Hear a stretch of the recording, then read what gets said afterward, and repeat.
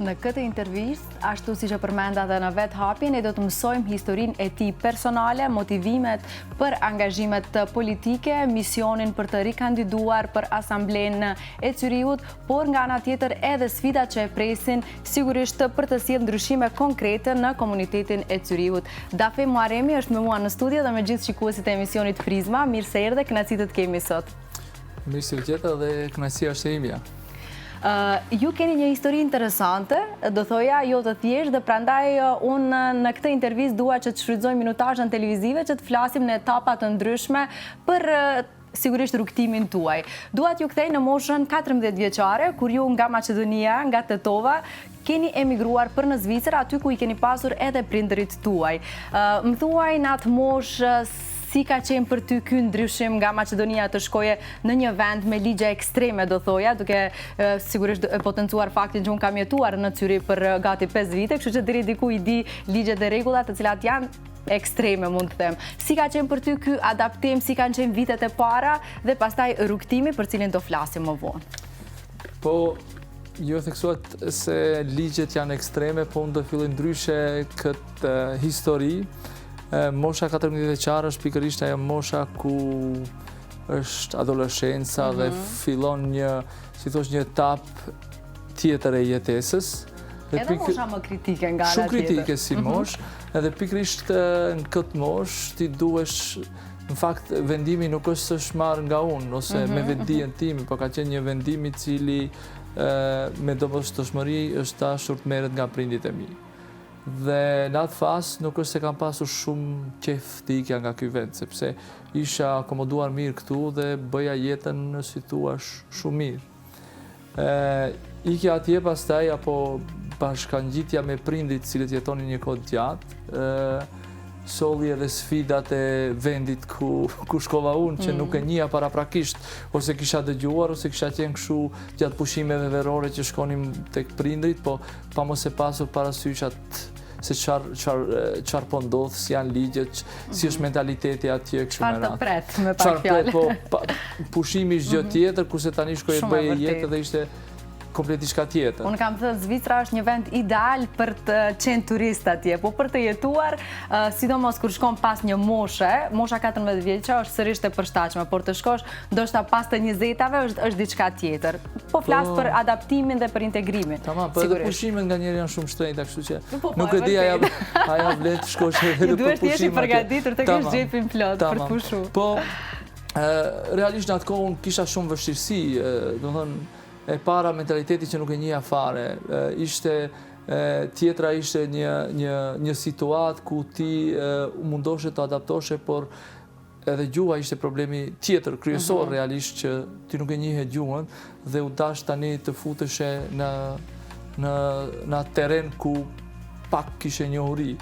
Dhe natyrisht nuk është se për mua gjithçka ndodhi vetvetiu dhe gjithçka mu servua, por ajo që vlen të theksohet, kam pasur një lehtësim për arsyen që prindit jetonin me kohë atje dhe këtë mbështetje nga prindit e kisha për të vazhduar sadopak një rrugtim timin për të cilën e kisha në mendjen time.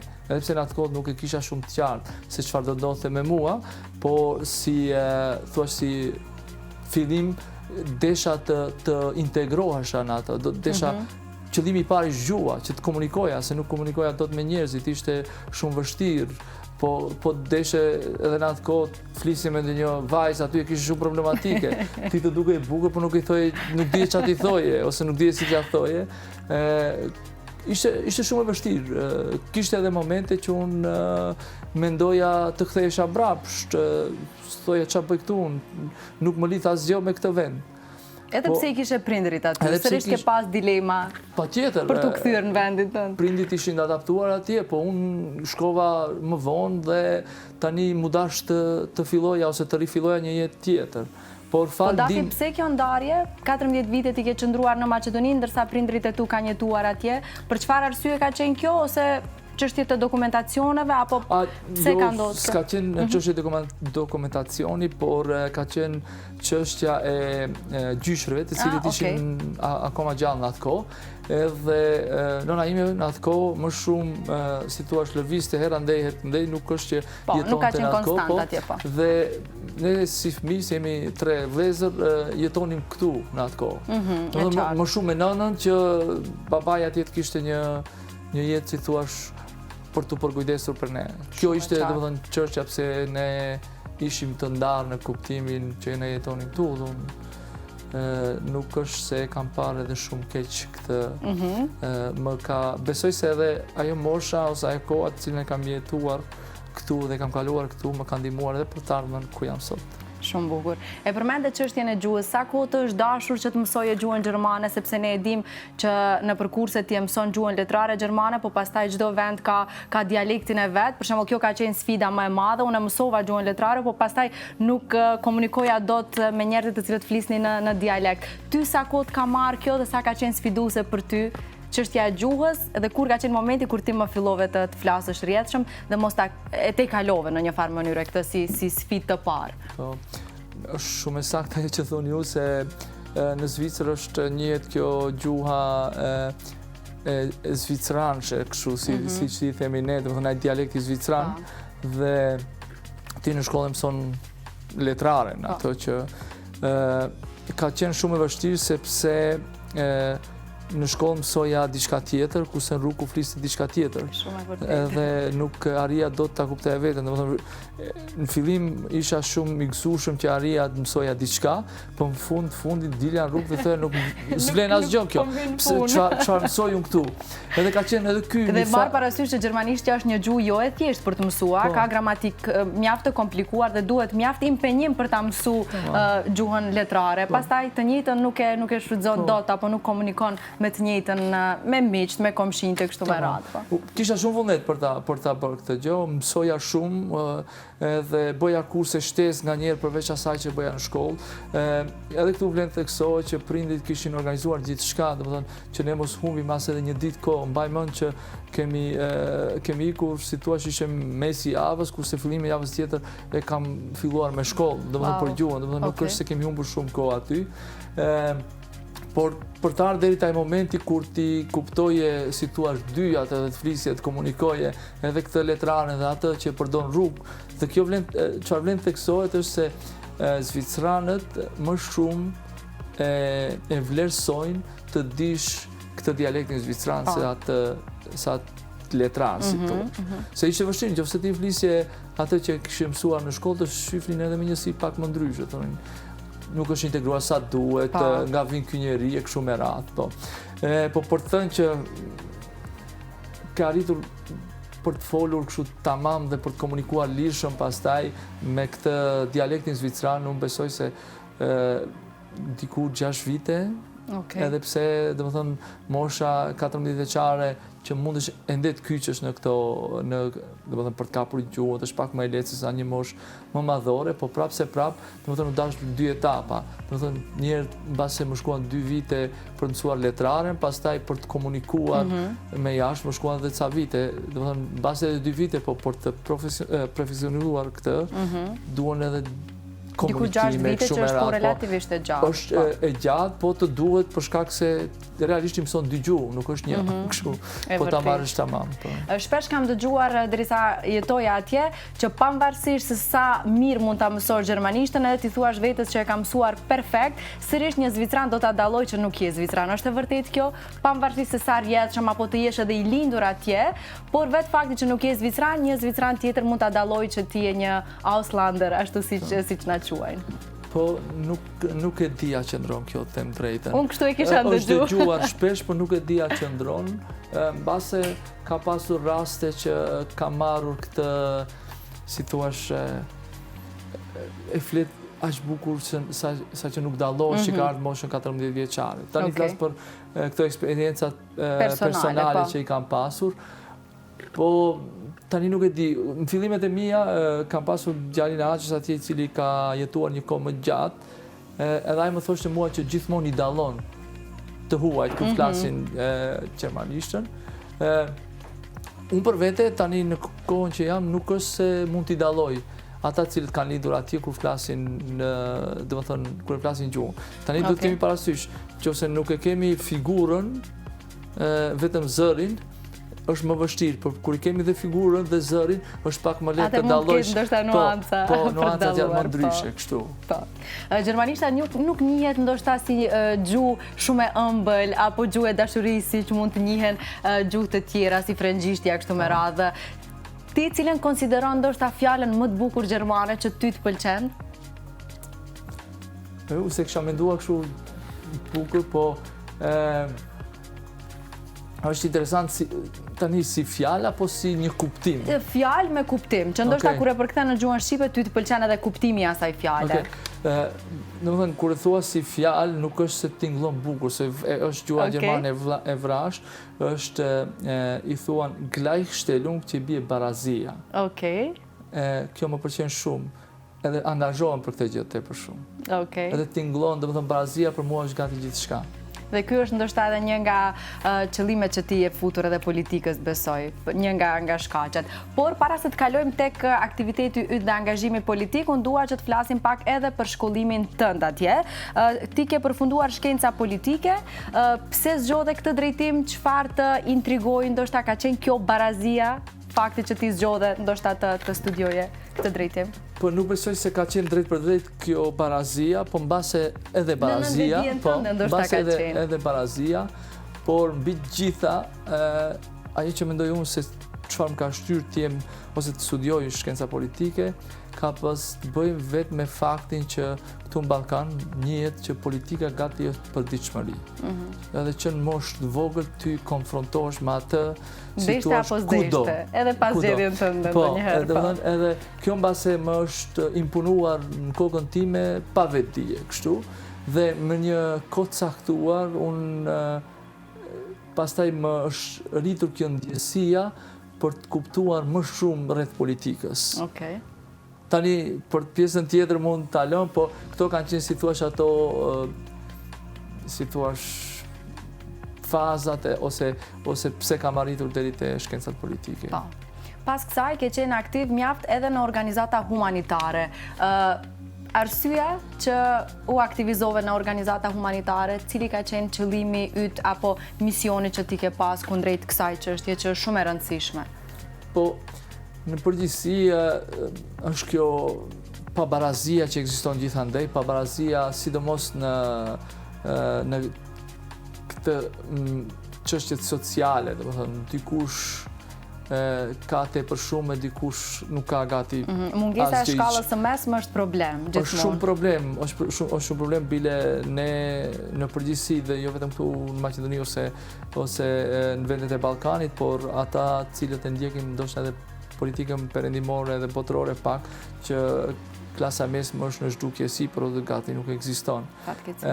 Por kjo klasa e varfër është rritur shumë dhe ky fakt më ka bërë që të angazhohem të paktën për ata njerëz cilët shpesh kanë vështirësi shumë të mëdha për të mbijetuar, e lere më për të bërë një jetë tamam si duhet, për gjëra elementare të cilët ju kanë munguar në jetën e përditshme, dhe këto më kanë shtyrë që unë të bëm pjesë edhe organizatave humanitare, por edhe jo qeveritare tjera që kanë të bëjnë me çështje sociale në përgjithësi.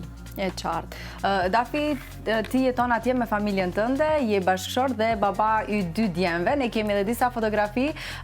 Si është një ditë e zakonshme e juaja bashkë me fëmijët, ndoshta, apo pastaj edhe një fundjavë ideale për ju, sepse ne e dim që fundjavat janë ato ditët ku shfrytëzohen në maksimum, ndoshta për të bërë aktivitete me familjen, marr parasysh impenjimet javore të cilat janë shumë intenzive dhe angazhimet në Zvicër. Për ty si është një ditë e zakonshme, si baba, si bashkëshort?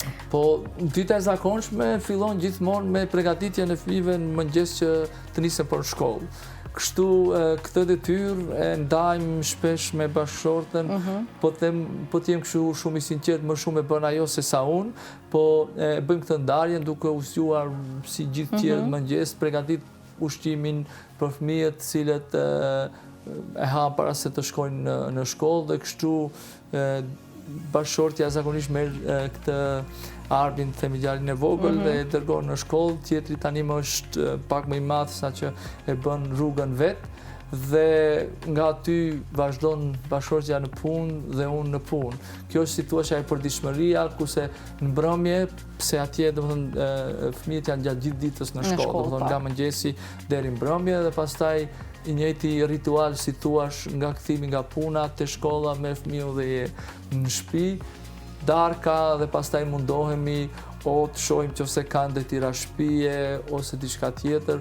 Zakonisht si rituale kemi pasi jetojnë në një pjesë qytetit ku kemi edhe malin shumë afër, dalim ecim aty për të relaksuar edhe nga puna, por edhe fëmijët të kenë një mundësi për lëvizje përpara se të vi koha e gjumit pastaj në mbrëmje.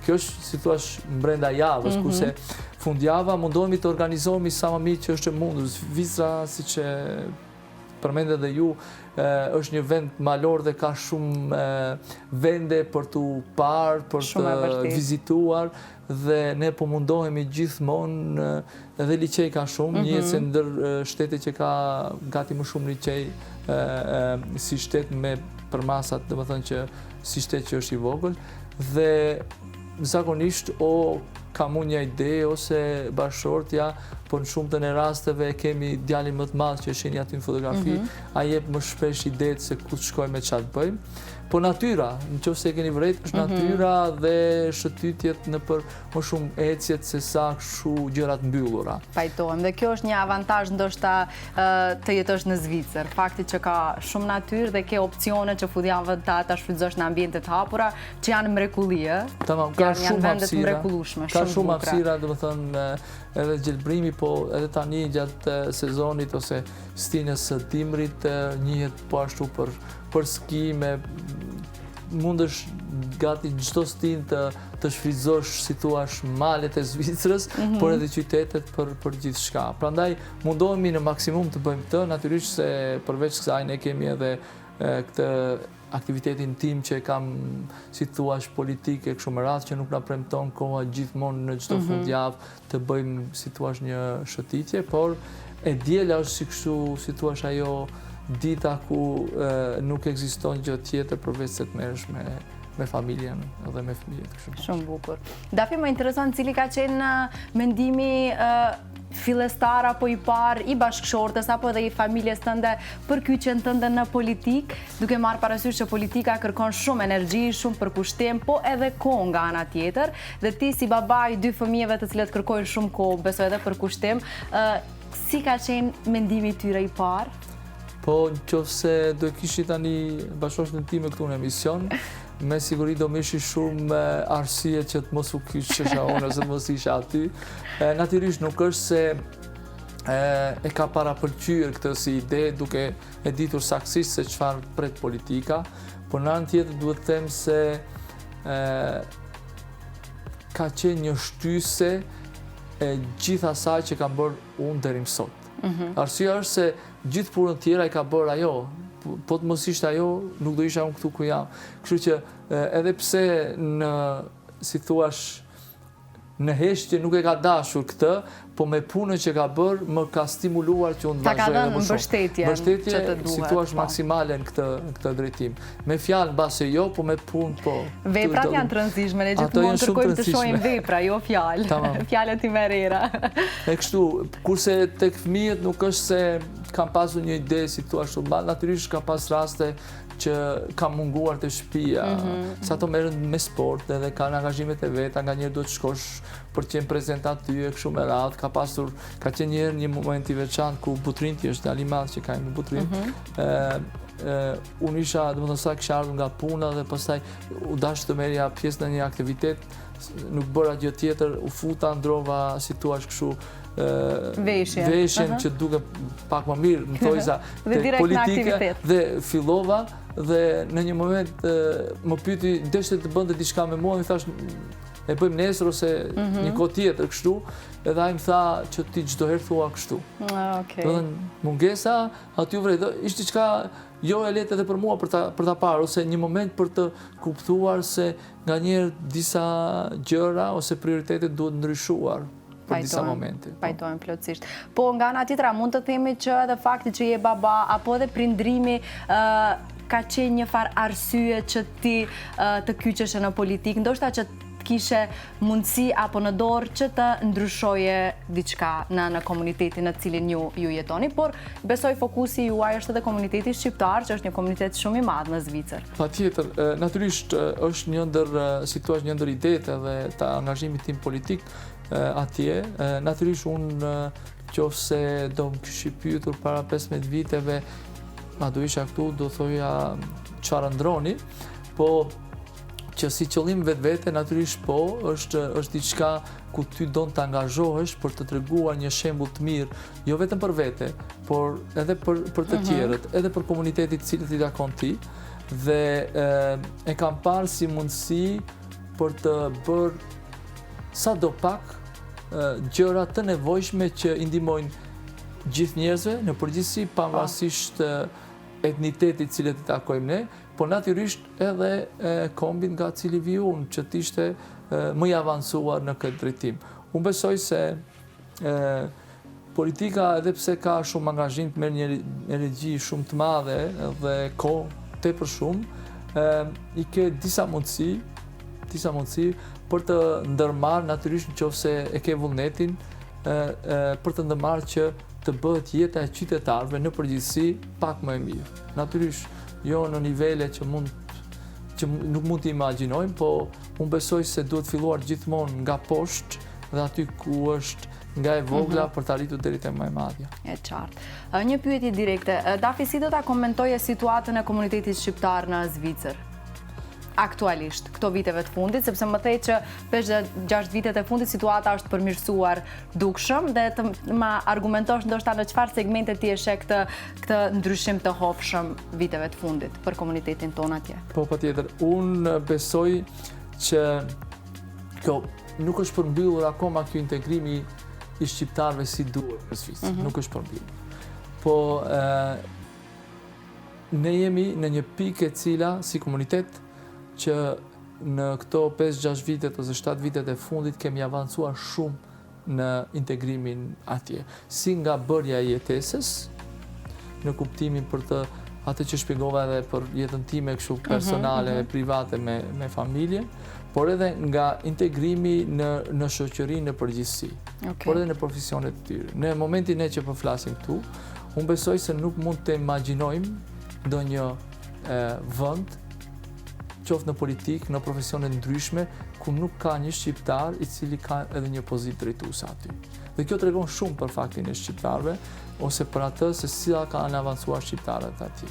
Unë e marr gjithmonë shembullin e komunitetit italian, cilët janë migrantët e parë, të cilët kanë migruar në Zvicër, dhe ato tani kanë përmbyllur këtë procesin e integrimit, dhe ne jemi tani në hapat të cilët i kanë bërë ato dhe shumë afër atyre në kuptimin pozitiv fjalës. Dhe shqiptarët tani gjen kudo edhe për të mirë.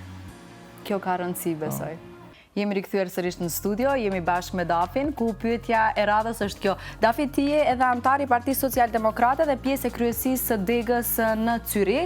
Para 4 viteve fitove edhe mandatin e parë në Asamblenë e Zyrihut. Si kanë qenë këto 4 vite impenjimi për ty dhe cilat kanë qenë ndoshta ato projektet dhe misioni yt kryesor në këtë mandat të parë, sepse ti tani edhe po rikandidohesh për mandatin e dytë, për cilin do flasim pastaj. Po. Do e filloj nga, si thuash, përpara se të bësh, nga kandidatura realisht. Nuk është se e kisha menduar kandidaturën time, ka qenë, si thuash, shumë e rastësishme. Unë isha pjesë e kryesisë në Degës realisht aty në Cyri, dhe u mesha me aktivitetet dhe me idetë cilët besoja se mund të kontriboja për brenda Partisë Social-Demokrate. Dhe në një moment caktuar, kryetari në Degës asaj kohe më pyeti, tha, si e mendon që është pjesë e listës. Unë fakt as që e kisha menduar, thash, pas nuk e di se çam pret realisht, çam pret mua nga kjo. Kjo gjë më shpjegoi, si thua, pak a shumë pika të shkurtra. I kërkova kohë që të mendosha nëse desha të jem pjesë e listës ose jo. Diku pas 10 ditësh jemi takuar prapë dhe kemi diskutuar për këtë gjë, dhe i thash që akoma nuk isha i bindur për të bërë pjesë aq aktive, se paraprakisht nuk e kisha menduar që ndonjëherë do jem aktivisht brenda institucionit politik, kështu jashtë mbase po në shoqata humanitare ose ndonjë shoqatë jo qeveritare, po Cilat ishin dilemat kryesore që i kishe? Po dilema është kjo, unë veten asnjëherë as edhe sot nuk e kam quajtur politikan, por ma shumë aktivist dhe mision brenda politikës se sa politikan. Edhe nuk desha... Çfarë nuk të pëlqen në këtë termin politikan, që preferon gjithmonë më shumë të njihesh si aktivist? Nuk është se nuk pëlqen termi, po nuk më pëlqen qasja... Në atë çfarë ngërten, si jo për termin? Unë besoj se politika duhet si thua të luash përbrenda kornizave të cilët janë paraprakisht qarta. Institucioni, pastaj format se si duhet t'i bësh ato, birokracia e kështu. Kurse si aktivist je më i lirë për t'i bërë këto. Dhe më ke hapësirën më të madhe për veprim, edhe si mision. Kurse politika është brenda institucionit. Pra të kufizon në një farë mënyre, po. Patjetër se të kufizon. Tani nuk e them si diçka negative, por si diçka e cila nuk t'jep mundësinë ti të bësh ato që ke në mendje gjithmonë, sepse është e rregulluar situacion ose me rregullor ose me në ligj që kjo gjë nuk shkon, nuk bën. Ti duhet patjetër të veprosh në kornizën e rregullave të cilat janë caktuar brenda institucionit. Kurse si aktivist i mund dalësh, bësh protesta, mund të kërkosh gjëra të cilat i kenë mendje ku politikisht ose për brenda institucionit shumë vështirë mund t'i arrish shpejt si thuash, kurse me një protest është më e lehtë se sa brenda institucionit. Dhe kjo ishte arsyeja si thuash pse unë nuk e njoh as sot, nuk dua t'i them vetes si politikan më shumë si një aktivist.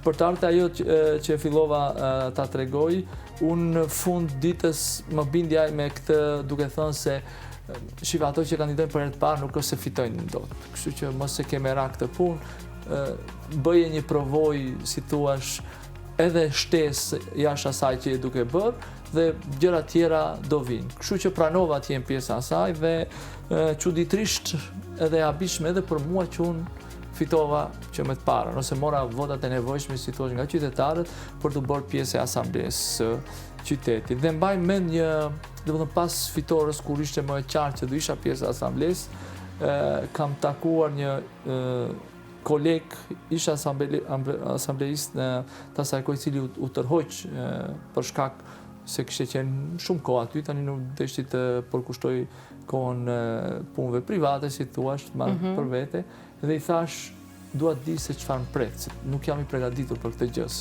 As që mendova se do zgjidhem, me lere mos kisha bërë plane, asnjë plan rreth kësaj. Edhe ishte diçka shumë interesante, përgjigjja e tij shumë kështu epike, tha 4 vitet e para nuk do kuptoj shumë gjëra.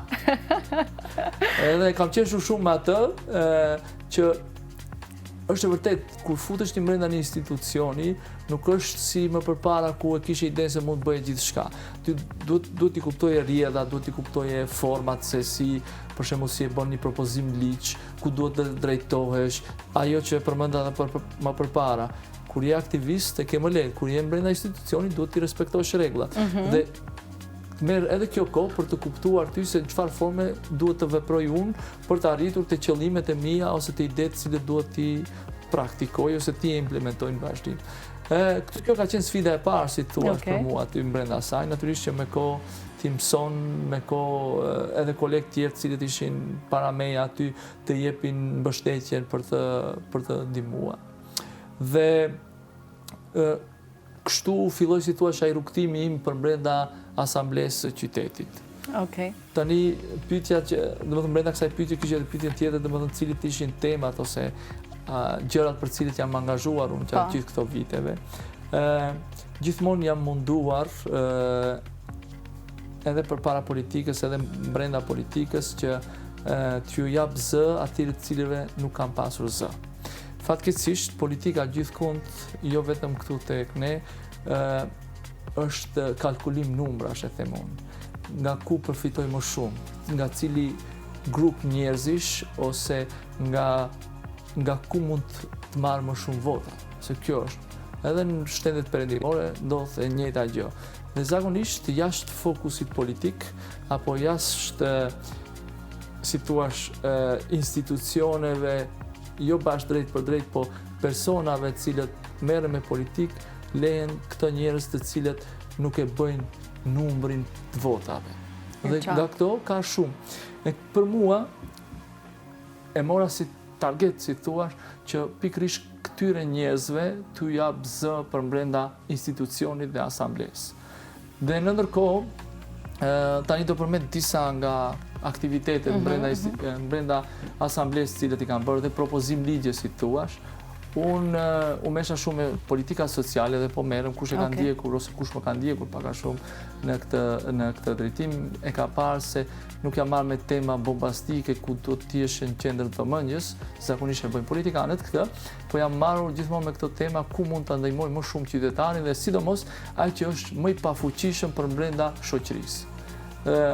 Ajo që kuptova gjatë asaj kohës ishte se njerëzit me autizëm ose fëmijët me autizëm ishin, si thuash, gati të lënë jashtë sistemit edhe në Zvicër ose edhe në Cyri për një mbështetje si financiare apo edhe për drejtime se çfarë mund të ndodhte pas një diagnoze të autizmit. Kjo më bëri shumë përshtypje dhe çështja tjetër ishte se autizmi nuk njihet si smundje, por si një farë çrregullimi që ekziston.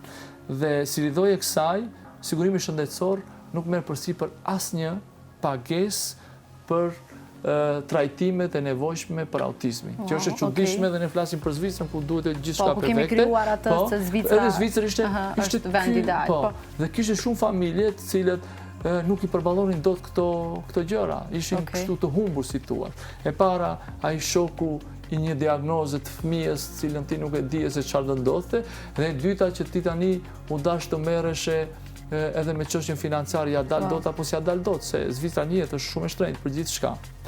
Dhe si ridhoj e kësaj, unë arrita që, ose bëna një propozim ligj ku kërkova që të gjithë terapiat e nevojshme për këta persona të mbulohen nga qyteti, nga vetë qyteti.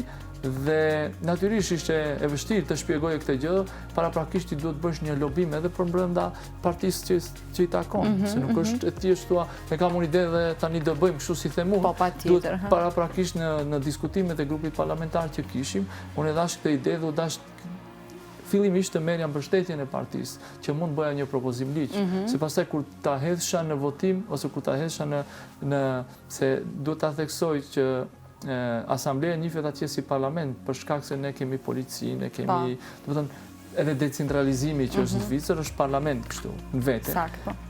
Dhe unë desha që shkoja sigurt që të kisha shumicën aty, që mos bëja një hap vetëm sa për thënë që unë e kisha idenë dhe e hodha po tjerët se pranuan, po u desh bëj paraprakisht një punë shumë më të madhe që të tjerët ta kuptonin se sa më rëndësi ishte ky fakt. Po dhe të kishe mbështetjen e partisë sigurisht kur ta propozoj. Gjithsesi se jemi edhe partia më e madhe, po mu dash edhe mbështetja partive tjera për të bërë shumicën brenda parlamentit, se do ishte pamundur kjo. Fatmirësisht ja dola, domethënë që ti jo gjithë, po pjesën më të madhe të situash të asamblejistëve, aty ti bëj për vete në këtë drejtim dhe ky propozim ligj kaloi. Tani nuk është akoma në implementime sipër për shkak të asaj që thash edhe në fillim se kërkon kohë kjo birokracia dhe kështu me radhë. Po hapi i parë dhe më i rëndësishëm. Besoj tani duhet të jetë nga fundi i përpilimit kësaj që do implementohet dhe ishte për mua një si thua edhe një fitore shumë e madhe, jo për vete, por më shumë për njerëzit cilët ishin në nevojë. Dhe po me të njëjtën temë ishte çështja se kur merri ti diagnozën e autizmit, nuk kishte një vazhdim, si thua, s'kishte informacione se çfarë duhet bësh për ta trajtuar këtë autizmi, si thua, ose këtë çrregullim që e ke ti. Ishte në fakt të kishe diagnozën dhe këtu përfundonte. Smundje tjera, nëse marrim smundjen e zemrës për shembull, shkon ti te mjeku dhe të jep si ku duhet fillosh. Edhe këtu pastaj bëra një propozim tjetër, thash që të ketë një institucion apo një organizim ku në momentin që ti merr diagnozën e autizmit, këto duhet të tregojnë ti se çfarë është e nevojshme për trajtimin e kësaj. Që të dihen hapat e hatshëm, apo vetë personat të mos merren tani të kërkojnë se çfarë duhet bëj unë për të trajtuar këtë çështje. Po, shumë e vërtetë, shumë e rëndësishme. Tani në pika shkurtër se domethënë kanë shumë tema që janë angazhuar, po gjitha shkojnë në këtë drejtim, si thua, në këtë drejtimin e çështjeve sociale për të ndihmuar njerëzve, domethënë cilët e kanë më së vështirë në shoqëri. Dhe këtu po mundohem edhe jam munduar ta bëj politikën time. Natyrisht edhe për komunitetin shqiptar, që është domethënë e pashmangshme. E para unë përveç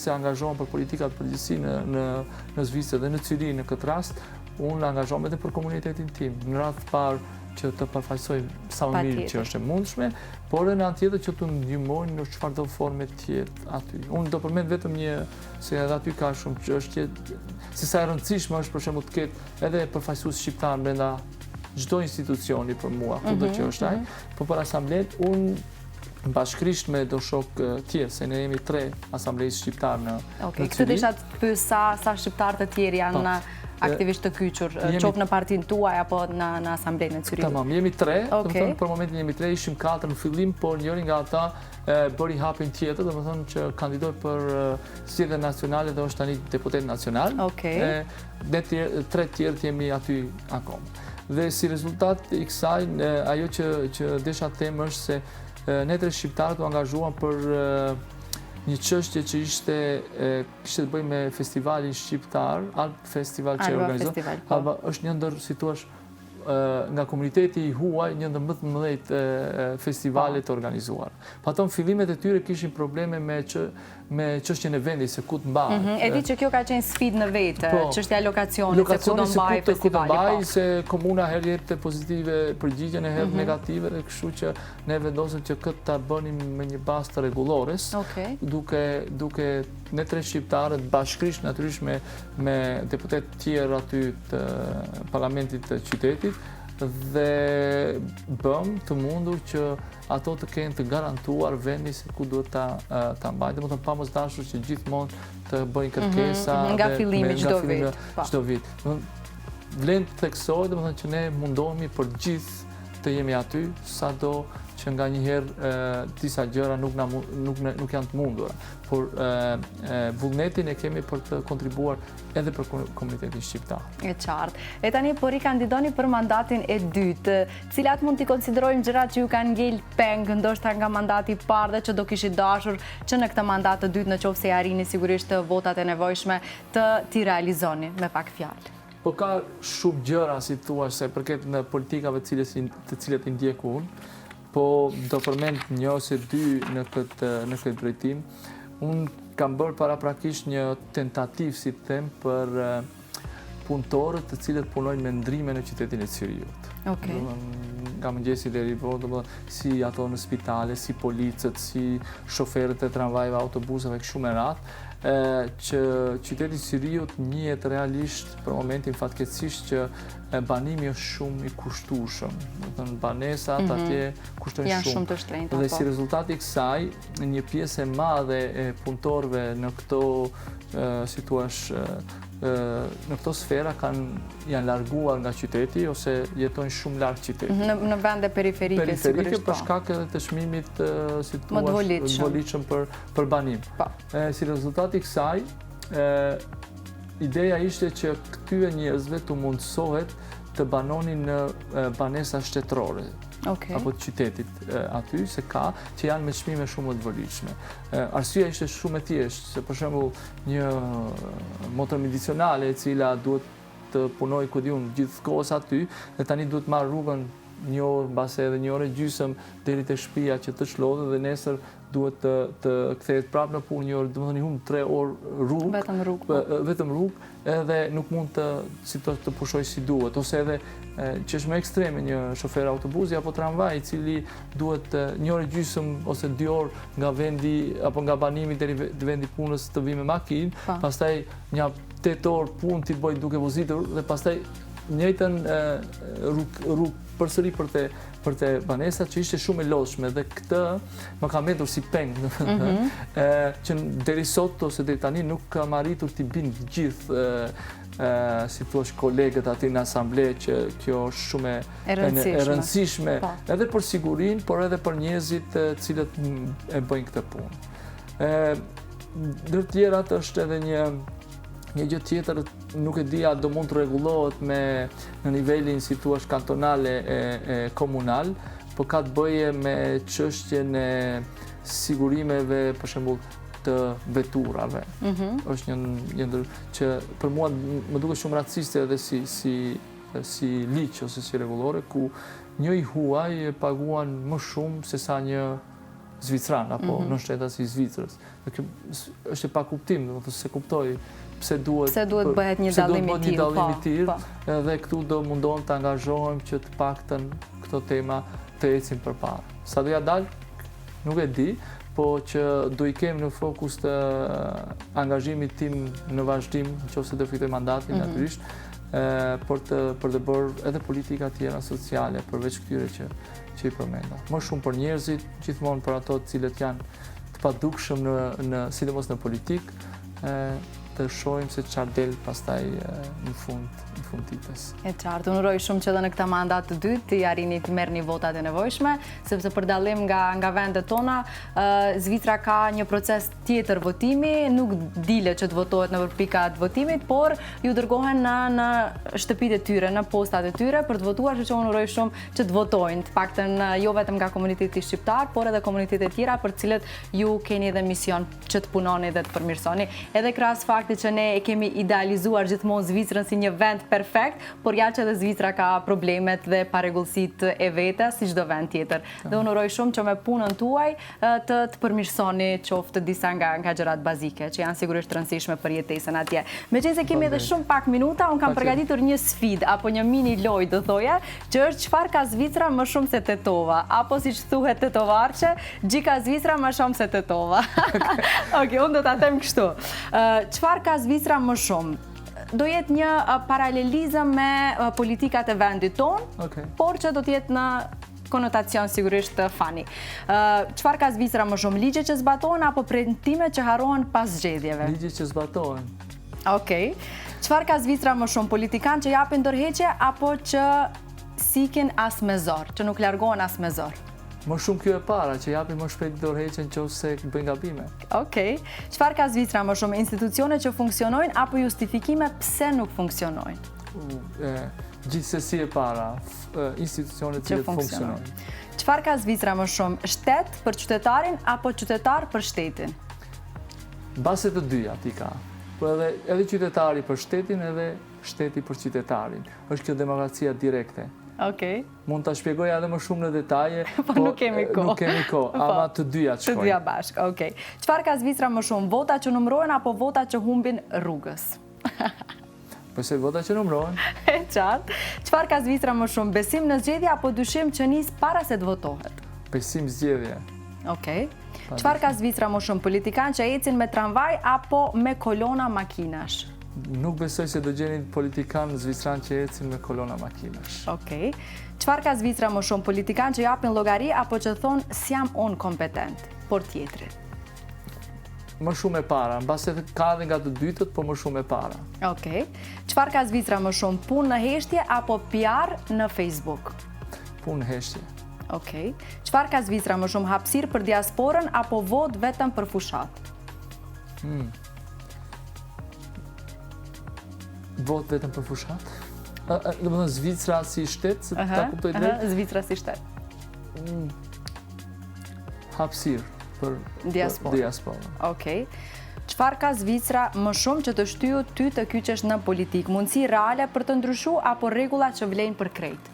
Rregullat që vlen për krejt, por gjithsesi edhe mundësia për të arritur edhe aty. Okej, dhe e fundit është kjo. Nëse Zvicra ka sistemin, rregullin dhe ligjin, a ka Tetova diçka që politikanët zviceranë s'do e përballonin dot? S'do e përballonin dot? Unë besoj komunikacionin nuk do e përballonin dot. Komunikacioni e Shkupit dhe Tetovës bashkë, ku ta paramendoj. As edhe transporti publik, të dyja të merr. Okej, Dafi, ishte shumë kënaqësi, faleminderit shumë që ishe me ne sot. Unë mundova që rrugtimin tënd ta ndajmë në etapa të ndryshme, që të kemi një tërësi të krejt asaj që ti bën dhe vepron nga fëmijëria jote në Tetovë deri tek jeta jote sigurisht tashmë familjare në Zvicër, në Zyrich. Të përgëzoj për punën, për impenjimin dhe të dëshirojmë fat në këtë zgjedhje, të cilat do të jenë më datë 8 mars. 8 mars. Në 8 mars, okej. Shumë suksese. Faleminderit juve shumë për emisionin edhe për mundësinë që më dha të isha pjesë e emisionit tuaj. Ishte kënaqësi edhe për ne. Faleminderit shumë. Të dashur miq, me kaq në përmbyll sigurisht edicionin e ditës së hënë të emisionit tuaj të preferuar tashmë të pasdites Prizma. Ju le takim nesër me kolegen time Ilmien në terminin e rregullt të orës 16:40. E si gjithmonë edhe sot falenderoj Brendin Mango për veshjet e mia, të cilat ju mund t'i gjeni në City Mall apo edhe në Eastgate. Mirëmbëjtje dhe qofshim me shëndet.